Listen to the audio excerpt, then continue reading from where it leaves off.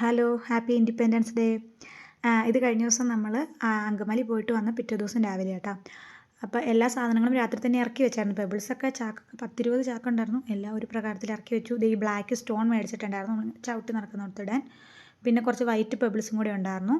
ഇതൊക്കെയാണ് നമ്മൾ അന്ന് മേടിച്ചിട്ട് പിന്നെ നമ്മൾ രാവിലെ അത് വിരിക്കാനുള്ള പരിപാടിയൊക്കെ തുടങ്ങി കേട്ടോ. ഇപ്പോൾ കുറേ മിറ്റിലൊക്കെ അവിടെ ഇവിടെയൊക്കെ ഇട്ടിട്ടുണ്ടായിരുന്നു. അതൊക്കെ ഒന്ന് വാരി മാറ്റിയിട്ട് വേണം അവിടെ വിരിക്കാൻ.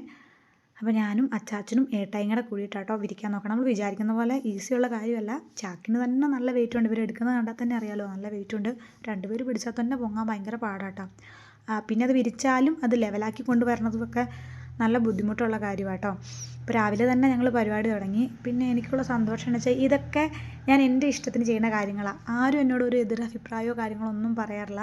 ഇത്രയും ദൂരം പോകണമെന്ന് പറഞ്ഞിട്ട് ഏട്ടായി ആണെങ്കിലും കൊണ്ടുപോയി സാധനങ്ങളൊക്കെ വാങ്ങിച്ചുകൊണ്ട് വന്നു. അതുപോലെ അച്ചാച്ചനാണെങ്കിലും ഇത്രയും വെയിറ്റുള്ള സാധനങ്ങളൊക്കെ ചുമന്ന് കൊണ്ട് തന്ന് വിരിക്കാനൊക്കെ കൂടി അങ്ങനെ എൻ്റെ ഇഷ്ടത്തിനൊക്കെ കൂടെ നിൽക്കുന്നുണ്ട് കേട്ടോ. അത് തന്നെ എനിക്ക് വലിയ സന്തോഷമാണ്.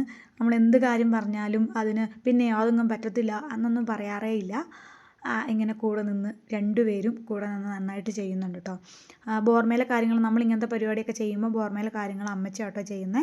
അപ്പോൾ അമ്മച്ചിയും അതുപോലെ കാര്യങ്ങളൊക്കെ കൂടെ നിന്ന് ചെയ്തു തരുന്നുണ്ട്. അതൊക്കെ കൊണ്ടാണ് എനിക്ക് ഇങ്ങനത്തെ കാര്യങ്ങളൊക്കെ ഇപ്പോഴിങ്ങനെ ചെയ്യാൻ പറ്റുന്നത്. അപ്പോൾ ഞങ്ങളിങ്ങനെ ഓരോരോ അഭിപ്രായങ്ങളൊക്കെ പറഞ്ഞ് വിരിച്ചുകൊണ്ടിരിക്കുക. ഇത് മണ്ണിൻ്റെ അടിയിലേക്കാണ് ഓസ് വിടുന്നത്. എന്നാന്ന് വെച്ചാൽ മിറ്റലിൻ്റെ അടിയിലോട്ട് ഇടുന്നത്. അത് നമ്മൾ ഗേറ്റിലോട്ട് ലൈറ്റ് കൊടുക്കാനാട്ടോ. അപ്പോൾ ഗേറ്റ് പരിപാടിയൊക്കെ ആവുന്നേ ഉള്ളൂ. സ്റ്റെപ്പ് കാര്യങ്ങളൊക്കെ ഇടുന്നതേ ഉള്ളൂ കേട്ടോ. നമ്മൾ നേരെ ഫ്രണ്ടിൽ സ്റ്റെപ്പ് ഇടുന്നുണ്ട്.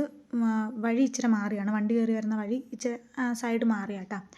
അപ്പോൾ ഫ്രണ്ടിലോട്ട് നമ്മളിങ്ങനെ പാസേജ് പോലെ ഇട്ട് കൊടുക്കുന്നതാണ് കാണുന്നത്. അപ്പോൾ അവിടെയാണ് ഈ ബ്ലാക്ക് സ്റ്റോണും ഇട്ട് പെബിൾസും കൂടെ ഇട്ട് കൊടുക്കുന്നത്.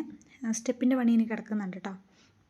അപ്പോൾ ഞങ്ങളെല്ലാവരുടെ കൂടി രാവിലെ തൊട്ട് തുടങ്ങിയെങ്കിലും ഇതിട്ട് കഴിഞ്ഞപ്പോഴേക്കും വൈകുന്നേരമൊക്കെ ആയിട്ട് നമ്മൾ വിചാരിക്കുന്നത്ര ഈസി അല്ല ഇതിടാൻ. ആ സ്റ്റോണൊക്കെ ആണെങ്കിലും അല്ല, ബ്ലാക്ക് നമ്മളെ ചവിട്ടുന്ന പോലത്തെ വലിയ സ്റ്റോൺ ആണെങ്കിൽ അതിടുമ്പം നമ്മൾ അതിൻ്റെ അടിയിൽ നന്നായിട്ട് മിറ്റിലൊക്കെ ഫില്ല് ചെയ്തിട്ട് വേണം. ഇതിനെപ്പറ്റി എനിക്കൊന്നും പറയാനില്ല. അച്ചാച്ച പണിയെടുത്ത് മടുത്തത് കൊണ്ടാണെന്ന് തോന്നുന്നു എന്തൊക്കെയൊക്കെയോ ചെയ്ത് കൂട്ടുന്നുണ്ട്. ഇതാണ് കേട്ടോ എൻ്റെ അച്ചാച്ചൻ. പിന്നെ ഞങ്ങൾ മഴ പോലും വക വയ്ക്കാതെ